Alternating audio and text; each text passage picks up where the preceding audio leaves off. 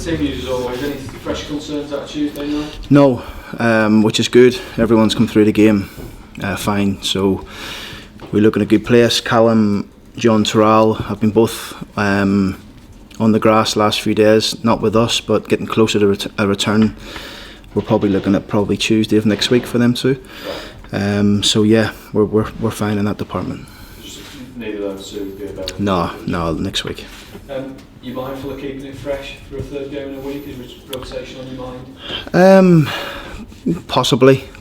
I mean, it's never easy, 3 games in a week in this demanding league. But also, I'm mindful of the group's in good form. So we'll make a call on that over the next couple of days. There's always a balance there, isn't there? There is, yeah. You want to be fresh, so. There is, and you know, like I've said here from day one, we've got a fit and robust group. And that's something we focused a lot on when we come in, is to trying to make the group that, and I think they've shown it over the last few games. I know you're not going to tell me your team, but Tom Eaves must have every chance of coming back into it. I was pleased for Tom, really pleased for him, because, like I said to you after the game, I think people don't see what he does on the training ground every day. He works so hard, and to get to the rewards for that was nice. I think what we've seen over the last few games when he's played, he's getting the chances now. Where maybe in the first few he wasn't getting in the positions to get the chances. Now he's getting the chances, and you know, he's definitely in contention. We've spoken before about how much a role confidence plays for any player, but for strikers especially, he must be bouncing then. He is. I mean, he's a calm sort of person anyway. You know, he does. I seen his interview actually after the game, and he was a bit, you know, elated when he was over the moon with his goal. But today he's calm. You know, he trained well again, and all the boys are in a good place and looking forward to the next game. It's always about taking chances, isn't it? And one person that has done that is Brandon Fleming. A word on him and how he's performed in the last 2 games, please. He's been good. I think he's played against some very good players in those positions, and he's handled himself well. You know, he's tough. He doesn't give up things very easily. He gets back at you, and he's aggressive in that. So I've been pleased for him, because he knows he made a mistake in the Preston game, that he didn't inform any of us that he wasn't feeling well before the game, and ultimately it cost us a goal in that game. You know, early on in the game. So he's learned from a mistake. He's a young boy, and he's come back, you know, ready to prove a point. Is it his shirt for now? Well, it's his to lose, definitely. And he's like I say, he's kept Stephen out of the team on Tuesday, and Stephen was okay when I spoke to him about it, because he understood. You know, he understands. Sorry, he's an experienced pro, and the young boy's done well. Because half the battle with any young player is temperament, and Brandon seems very switched on, doesn't he? Yeah, I mean, he's here all the time. He was here most of last season with the first team, and trains with the first team all the time anyway.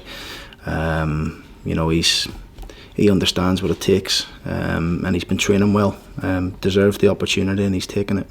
Because had injuries not come along, I would think there's a good chance he might have gone on loan the first half of the season, was it?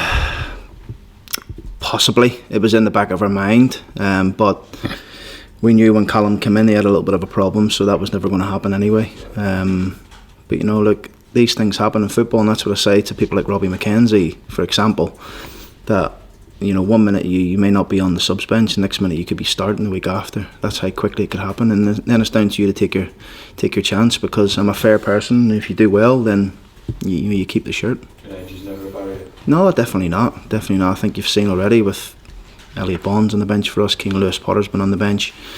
Ren Hansen was in one of the squads and trained with us 1 week. You know, we've got some good young players coming through as well. 10 games into the season now, how satisfied are you? Okay. I feel as if we should be a lot higher, but we can't dwell on it. All we can do is look forward and continue to build the momentum that we're showing at the minute. We know we should have won probably another couple of games, but we haven't. Now we've got to make sure we finish this cycle from the last, probably the international break, where we've shown a decent form amongst us, and a decent stubbornness about us, I think, is a good word in the games that we've shown. We've been really organised and and look good on the break, and we need to show that again at Huddersfield, because they are, since Danny's gone in there, just watching their last two games, they're a lot more organised. It's going to be very tough to break them down, playing a similar style to us, so I think it'll be a good game. Last couple of seasons this club hasn't started so well, but now you feel like you've got a base. I think 13 points previous years, it was 8 and 9 after 10 games, but you feel like you've got a bit more of a base to build from there?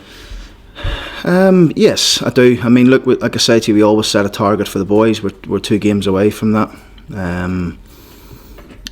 I don't think we can reach the target that the players have set and we've set, but we won't be far away from it if we can win the 2. So that's got to be our next port of call, really. Yes, game by game. The next one's Huddersfield, of course, but we do look at it in those 12 segments, and I think if we can get to where I think we can win these next 2, then I think it's a good start. Because when you look at the top 6, only 5 points away. That could have been you, really, couldn't it? If the fine margins. We had a meeting with the players the other day. 10 points we've dropped from positions where we're. I think if the game's finished at half time, we'd have won the league, would we? Something like that. But yeah, so it's we have dropped some points. We've given some cheap points away. I think it's 10 points. We'd have been top of the league before Tuesday night's game. So we know what we've done wrong. But the good thing about it is this group's willing to learn and listen and get better, and I think they showed that. The reaction when I showed them the points they've dropped, I think you could see on Tuesday night against Sheffield Wednesday that they weren't going to drop any more points. It certainly looks like it's heading in the right direction. 7 points from the last 3 games. Do you feel the players have got a better understanding of what you want from them then? I'd hope so. Yeah. I mean, we do a lot of work. And like everything, things do take a bit of time. I know that. I'm not the sort of person that wants to give too much time, though. I like to drum it into them as much as I can, and as much information without too much, just as enough. And I do think we've turned a bit of a corner, but look, it's really, really early in the season still, and there's a long way to go, but we just want to keep building. I know you will put the emphasis on attack, but only 2 goals conceded in the last 3 games. Defensively strides as well, isn't it? It is, and like I say to you, there's still loads of room for improvement all over the group. But yes, we're looking more defensively sound. I think there's over the last couple of games we've had some good chances to probably score more goals, which probably makes you more defensively better, because for me the best form of defence is attack, and we have to keep doing that, and we have to keep going for. When we score, we've got to score again, because it takes less pressure off us at the other end. Last week you talked about contracts. Is any progress made on those? There will be over. We'll get this game out of the way, and then we'll start speaking about 1 or 2 over the international break. That's something you're looking at in the international break. Yeah, that's there is. It's going to be structured in terms of who's first, next, blah blah blah. So it's I'm sure there'll be a couple of conversations with maybe 2 of the players over the international break. You want to tell us who those are? No, you'll have to wait.